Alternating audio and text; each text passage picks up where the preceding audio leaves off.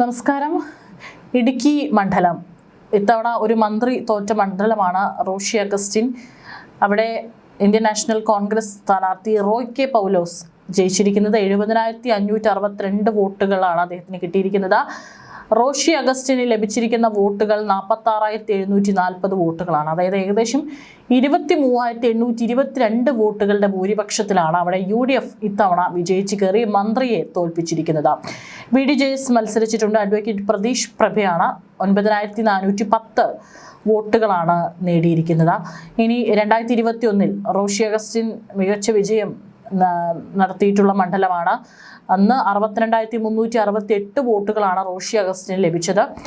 അന്ന് K Francis George ആയിരുന്നു ഉണ്ടായിരുന്നത്. 56,795 വോട്ടുകളാണ് ലഭിച്ചത്. പിന്നീട് 2016 പരിശോധിക്കുകയാണെങ്കിലും അന്നും റോഷി അഗസ്റ്റിൻ തന്നെയാണ് മത്സരിച്ചിരിക്കുന്നത്. 60,556 വോട്ടുകളാണ് ലഭിച്ചിരിക്കുന്നത്. കെ ഫ്രാൻസിസ് ജോർജ് 50,758 വോട്ടുകൾ നേടി.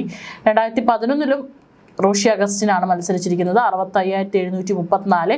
CPIMന്റെ CB വർഗീസ് 49,928 വോട്ടുകൾ നേടി. BJPയുടെ CC കൃഷ്ണൻ 3,013 വോട്ടുകൾ നേടിയിട്ടുണ്ട്. അതായത് 2011 മുതൽ റോഷി അഗസ്റ്റിൻ കൈയടക്കി വെച്ചിരുന്ന ഇടുക്കി മണ്ഡലമാണ് ഇത്തവണ അദ്ദേഹം തോറ്റിരിക്കുന്നത്. അദ്ദേഹം വലിയ തോൽവി തന്നെയാണ് സംഭവിച്ചിരിക്കുന്നത്.